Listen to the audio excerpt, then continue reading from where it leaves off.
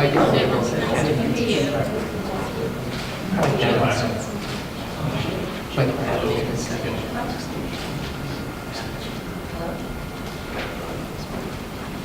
Kilo, the judges are ready to hear your solution. You will have 20 minutes to present to the judges. You will be given a warning when 5 and 2 minutes remain. After 20 minutes, the presentation will be stopped immediately. No information will be considered after the time is left. Following the presentation, there will be a 10-minute question and answer. You will be given a warning when 2 minutes remain. No information will be considered after the 10 minutes are over. You may begin when you're ready. Thank you. Good afternoon. We are Team Kilo. My name is Hetal Nirvani. My name is Adam Kuntz. I'm Nathan Steckel. Michael Braun. And we are here to present the case about Edward Jones, who is the future client. Upon reviewing the case in detail, it was very clear that millennials and immigrant population are the two target markets, and especially immigrant population from Asian and Latin countries. And talking more about the millennials, born between 1980 to 1995, currently aged between 22 to 37. Approximately 83 million millennials in USA make up of that population. Millennials' investment potential, about 61% have no online investment exposure as of now. From remaining, only 33% have some sort of investments. So what are the millennials looking for? Why is there such a huge gap? We say the non-traditional way of investing to support their non-traditional way of living. Second population, immigrant population. Approximately 43 million immigrants make up that population in the United States. Let's assume of which 33% are married, 33% single adults, and 33% youth. Narrowing it down further, let's say 50% of married and 50% of single adult are your potential investment population. With the different ideas about investment depending on their culture and upbringing, they have different approach towards their life as well as investment. Talking about it in detail, looking at Hofstede's dimension of long-term orientation, uncertainty avoidance, and indulgence, they are your best option or maybe good potential investor market as of now. So what are the immigrants looking for when it comes to investment? We say secondary source of income, protecting their family financially, understanding the investment options available to them in the United States, and also developing a trustworthy relationship with their financial advisor. So how will we provide that to this crowd? Adam will take it forward from here. So how do we tap into this upcoming investor generation? So the demographics of the United States have drastically shifted over the past 50 years. 82% of Americans and 70% of the international population now live in urban areas.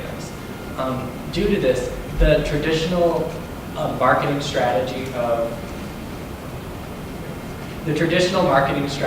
of Edward Jones of door-to-door is very hard to implement in large urban centers where people live in many different environments.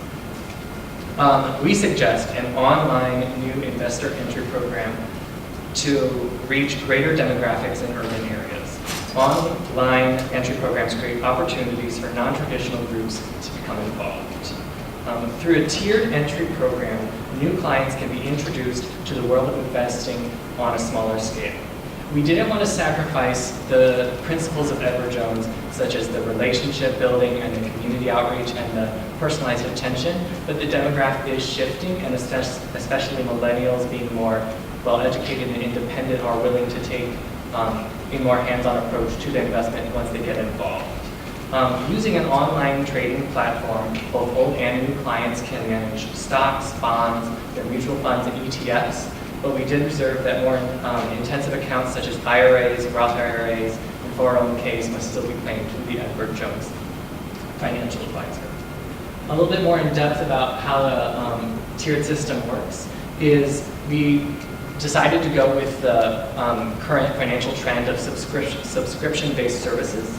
So throughout every tier, there's a $5 per month subscription fee. And we started off as, on the bottom tiers, you get free transactions and then per month. And then after you use your 15 and the second level 10, you have $5 per transaction afterwards. up towards the top in the third layer after you eventually get no free transactions and you have per transaction $5. And then eventually to transfer them into the existing Edward Jones system, they start paying half of the commission of a standard transaction. So why would potential investors use this program? As a transition program, it still provides the same service and that in the traditional Edward Jones program, but it definitely provides ease of access and it breaks down the barriers potentially that these two demographics face. Millennials being unsure whether their current financials are strong enough to invest, and immigrants potentially the lack of information that they might have about American investment and potential language barriers. Also, by eliminating the minimum investment requirements, you can reach a much larger demographic by letting potential customers start investing in smaller amounts. And also by streamlining the fee process, new clients don't have to worry about which fees they have to pay and understanding the system when it's a more streamlined process into how to transfer into Edward Jones. And both immigrants and millennials definitely have a future appeal to invest, to either keep up their lifestyle or provide for their family, as previously said. And through all of these reasons, plus the relationship they would build with the advisor, they would build a trust in the company that would eventually lead to greater retainment in both demographics. Okay, so I'm going to cover the financial justification for this program. So on this chart, we've charted out the revenues for the program based on kind of the 4 different tiers. As you see, we have 4 different lines here, and they represent 1%, 2%, 5%, and 8% of our target population. So what we're saying with this is in year 1, we developed that target population from 61% of millennials don't have an online trading platform, and we calculated, about that 16.5% of an immigrant population is who we think is outside the millennial group, and that would be worth targeting for this investment program. So all in all, that comes out to about a total of 59 million potential clients within the U.S. that you can target with this program. So if in year 1, we get 1% of that population, that's 500,000 roughly new accounts that are added to Edward Jones that are starting. So those 500,000 new accounts, they pay the subscription fee, and based on maybe a very, very small percentage going over that transaction limit, we come out to about $35.5 million in revenue in year 1 if it's 1%. As it progresses through, we have year 2, year 5, this is at the end of tier 4, so it's year 5's revenue, and year 7. And what we did is we had that initial 1%, but what we found through research is about 2% growth is what online platforms can expect naturally through no additional cost. So based on about 4 years of previous information, it's about 2% growth every year. So this growth, the growth in the population using the program was based on that 2% natural growth without any additional marketing used to come to these revenue figures. So the cost for the online platform, we're taking a conservative approach and estimating that it's going to be approximately $250 million to develop this online trading platform. So this cost can cover any type of consulting, but we think it could potentially be lower considering Edward Jones already has an online system for their current clients to access statements and view account activity, and that the financial advisors are also conducting the trades through the internet. So it's almost just adding this trading function to this platform that already exists for clients to access and view their statements online. We're doing a $20 million one-time marketing blitz campaign. That is to get that initial 500,000 people if we're trying to get that 1%. So that 20 million is that 500,000. And then an $8 million recurring cost. We also think it might seem low as a recurring cost every year, but considering Edward Jones has the infrastructure in place, we feel like we're not adding maybe a whole lot of extra expense as you already have a robust IT department, and we're just adding a kind of a function to a platform that already exists. So with these costs and based on the 1% initial population with that 2% natural growth year over year, we have a payback period of about 8 years, and the return on investment in that period is 14%. So now to talk about implementation and marketing, I'm going to pass it to Michael. So we've mentioned what we think is the optimal solution, but what's also important is how we're going to implement it. So to do this, we have a couple of different thoughts that we would like to propose.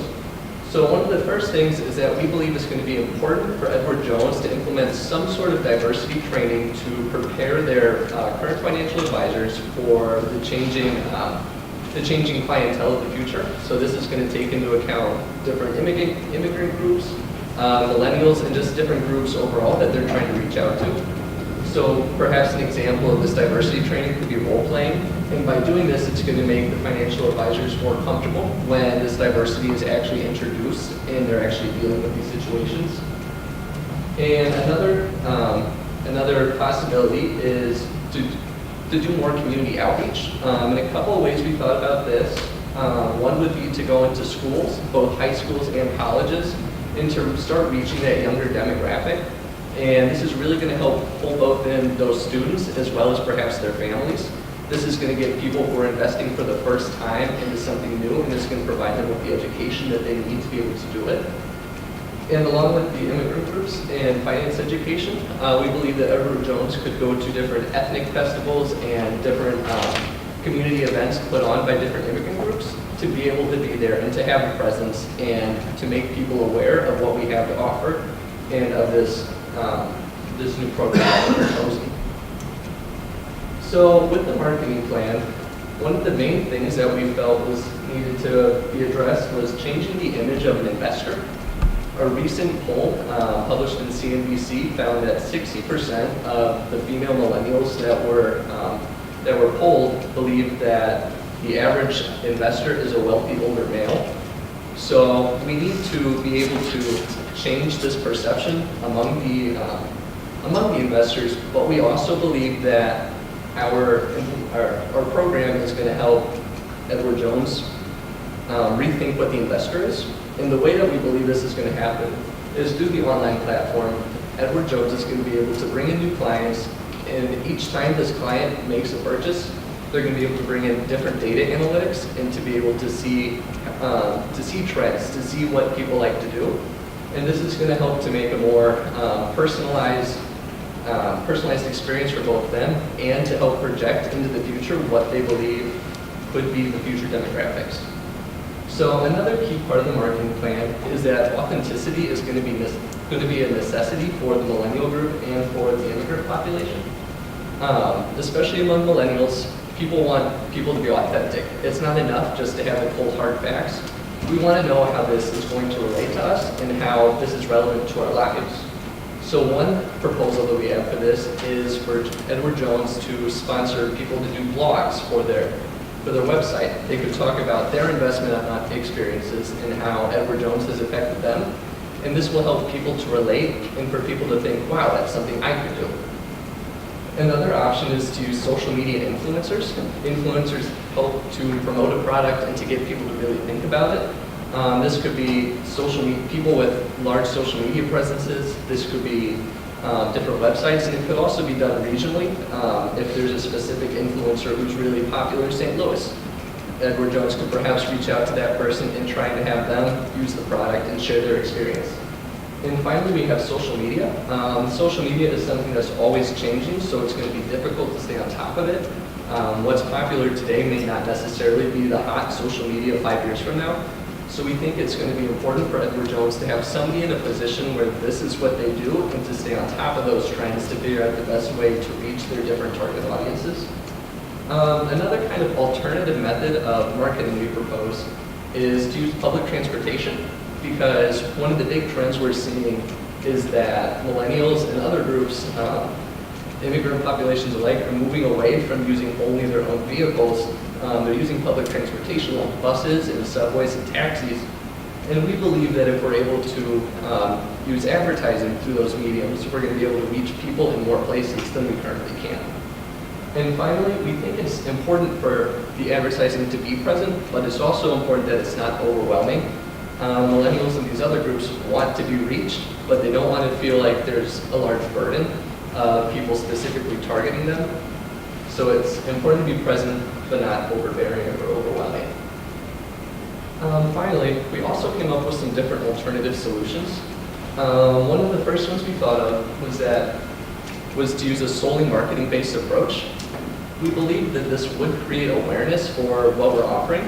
However, we felt that it wasn't going to lower the barrier to entry that people are looking to lower.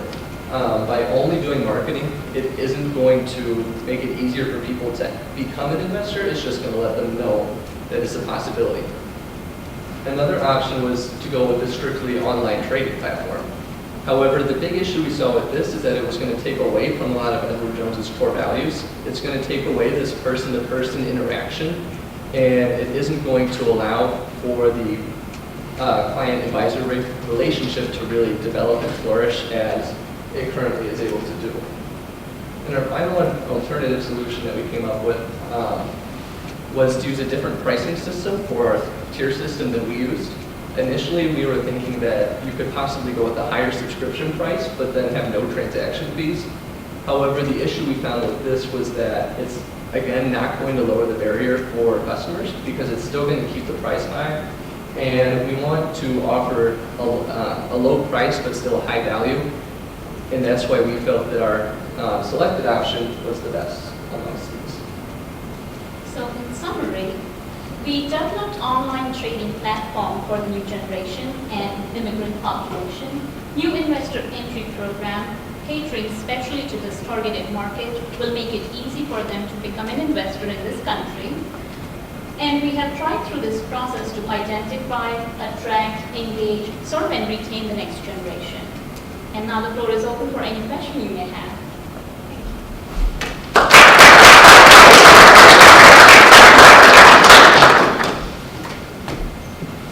So just to clarify, on the online piece, so is this with advice? So in other words, can you only get to this through a financial advisor, or can you also just do it on your own? So what we imagined is that you can do it on your own, and you're still getting that advice. But so when you start though, we have we're like putting a $50,000 cap, so like really large amounts of money can't come in and just take advantage of the advice without paying that commission structure that's currently in place with the financial advisors. So this is more to get just the individual investors to come in. They're not setting up, like we said, the 529 plans, the IRAs, the 401ks still have to be set up through the advisor. This is more just like an individual trading account to help people realize that, with this low entry, that they can trade, and then we're going to build that relationship between the financial advisor. And we kind of touched on like the data analytics. Kind of that first year, maybe they don't have an advisor. Maybe Edward Jones is just collecting the data on them, so that when they have a little more wealth and they're feeling more comfortable to maybe branch out to other plans, we already kind of have this profile of them, and that we can really tailor the solution towards them and build that trust and relationship with them. So in other words, we would highly recommend them to consult with an advisor, but we would not force it on them. It's their choice. We leave it up to them.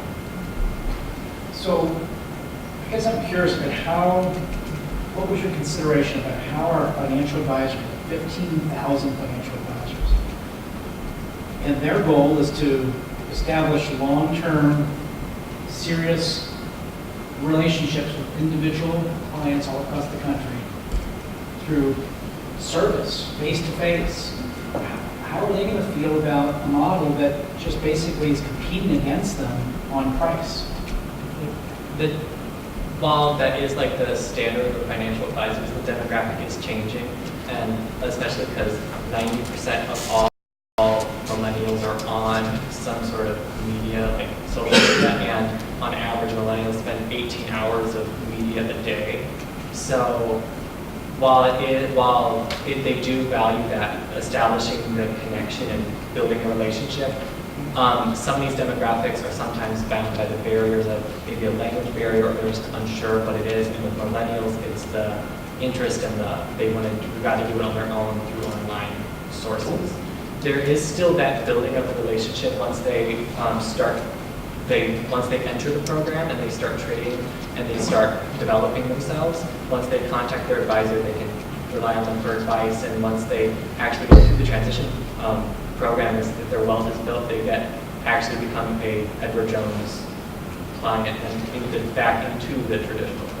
I mean, it competes on price on like that first 7 years is what we're calling this transition, this entry program. But after that, it's no longer competing on price because it's full commission. It's everything as if I called up the Edward Jones advisor and they placed the trade. If you do it online, you're getting charged the exact same. So what our thought process was is right now, somebody who might only have $1,000 to invest, we're not getting them into Edward Jones because they're saying it's not worth, I can only maybe buy a stock or, you know, two or a mutual fund or something, but the transaction fee and the commission is just going to eat too much into that. So we're trying to target them. But maybe that's not our client then. I mean, we're trying to, right, I mean, I think we're trying to widen the client base so that they might start like a 22-year-old might, you know, maybe they graduate college and they have a little bit, and it's to get them started with Edward Jones, to build that relationship, let their wealth grow at a kind of lower cost for the 7 years, and then slowly transition them. So when they come out and they're paying that full kind of fee structure that Edward Jones currently has,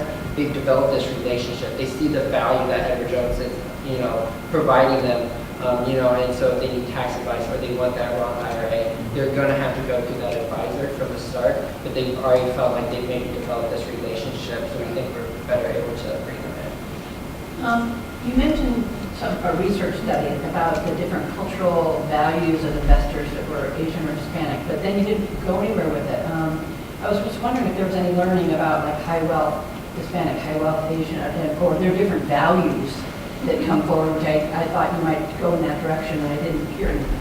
Sure, I would love to fill you up on that. So that study is based on Hofstede's dimension of comparing the different countries around the globe. Yeah. Looking at a very larger picture, Western versus Asian country or Latin countries, they are the people who believe in long-term planning, who believe in saving for the future. They are not very high on indulgence on day-to-day basis. So they are the people who would think about maybe saving for their kids' school rather than buying a vehicle for themselves.